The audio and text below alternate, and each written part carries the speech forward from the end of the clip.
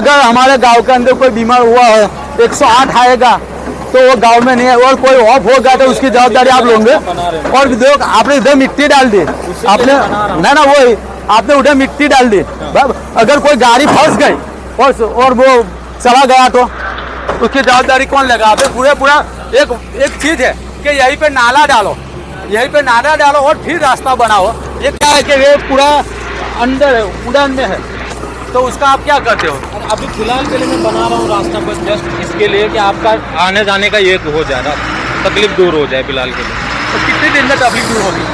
अरे अभी तो कर तो रहे मालिक, इसी के लिए काम नहीं, आप ये मिट्टी डाल रहे हैं, आप मिट्टी मत डालो, आप डालो। मैं आपको जीएसपी डालो, जीएसपी डालो, ऐसा नहीं है। जीएसपी डाल रहे मालिक, थोड़ा रुके तो पीछे मैंने एक मिट्टी लाया भी है ट्रिप यहाँ पे परसों यहाँ पे लड़की गिर गई थी, साइकिल लेकर आई थी, गिर गई थी, उसको ज्यादा लगा हो तो क्या करते आप लोग?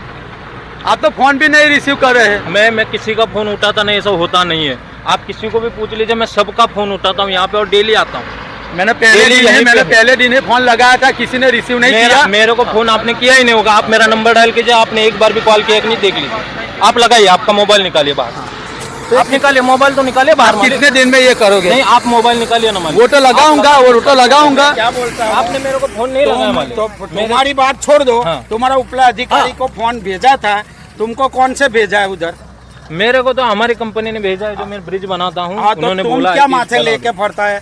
वो ड्राइवर जन बनाया है उसने। अभी ये मैं तुमको हाईवे पर जाके बताऊंगा ड्राइवर जन कैसा बनता है। माटी से ड्राइवर जन नहीं बनता है। आप मेरे को पूछोगे तो मैं क्या मैं माजी सरपंच सुरेश भाई बोल रहा हूँ, मापरा वाला।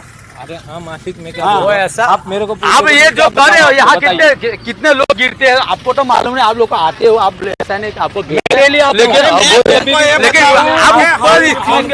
गाँव लोग वाले आए रोड नहीं चाहिए।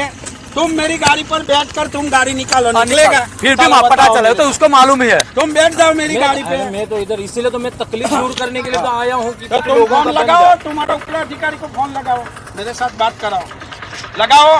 ये माजी सरपंच है महापुरा और डेप्यूटी सरपंच है माजी, वो दोनों फोन लगाओ, मेरे के साथ बात कराओ। आम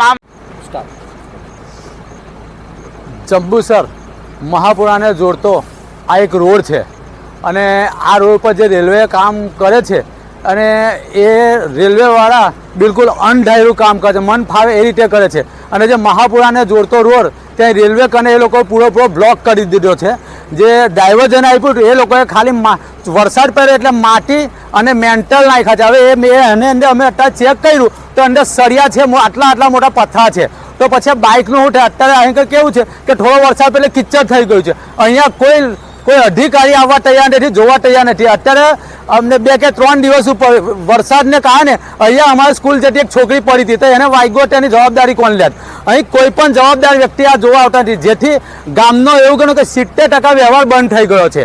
આ લોકોને એક અનગઢ રીતે આજે અમે આવ્યા છે તો બંને સાઈડ એ લોકો રસ્તા બંધ કરી દીધા। કાલે કોઈ બીમાર પડ્યું, કોઈ ઇમરજન્સી 108 અમારા ગામમાં લાવી હોય તો કેવી રીતે આવે? તો એ લોકો શું કોઈનું મૃત્યુની રાહ જોઈને બેઠા છે?